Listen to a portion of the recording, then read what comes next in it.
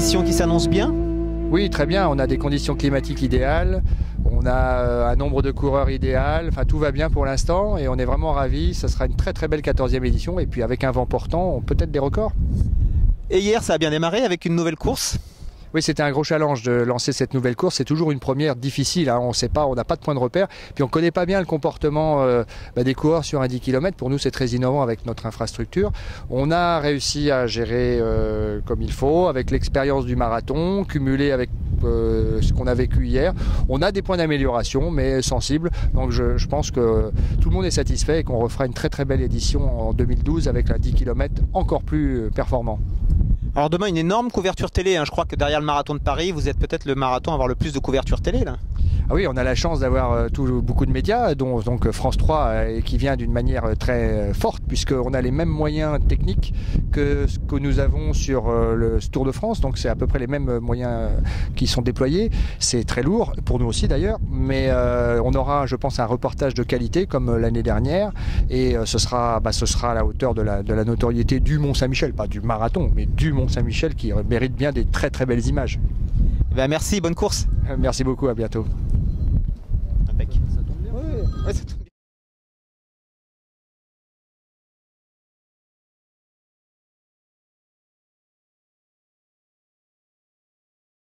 En compagnie de Mohamed Serbouti. Mohamed, on va pas parler de toi aujourd'hui, même si tu viens d'être titré en vétéran sur le championnat d'Europe semi-marathon. On va parler de ta petite sœur.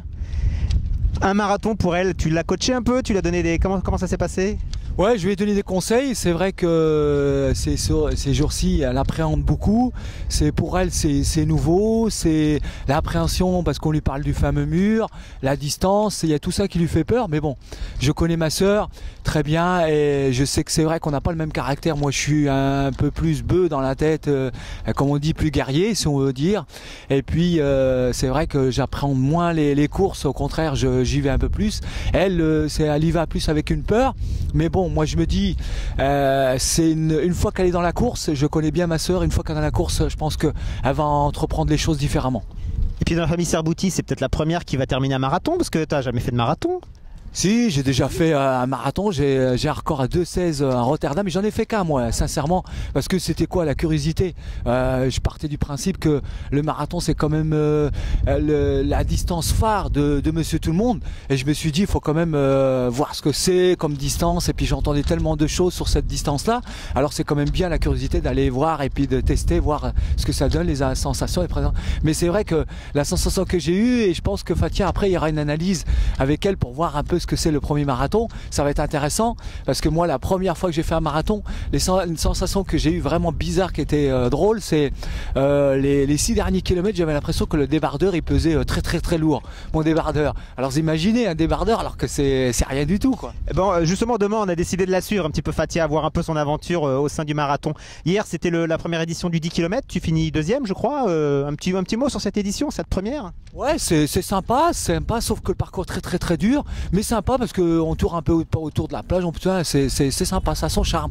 C'est vrai que voilà, et puis c'est que pour une première, j'ai trouvé beaucoup de spectateurs, mais bon, on sait que la Bretagne, ils aiment beaucoup la course à pied, c'est ce qui fait qu'ils arrivent même des premières épreuves, première distance, ils vont avoir du monde. C'est vrai qu'on était vachement encouragés, et puis il y avait beaucoup de participants, puisqu'il y avait 700 personnes pour une première, je trouve que c'est bien, et puis les organisateurs, ils ont bien fait de faire cette épreuve, parce que c'est bien, ça permet aussi de lancer un peu l'épreuve avant le marathon, de mettre tout le monde un peu dans le bain, et c'est extraordinaire, c'est bien. La suite de la saison, quelques mots? La suite, j'ai le 2 juin l'ascension, le 10 km du Mans à faire. Après j'ai le 10 km de Langueux. Et puis je vais essayer de tenter record de France de 5000 mètres vétérans et 10 000. Voilà. Bon courage. Ben merci, et puis merci à toute l'équipe.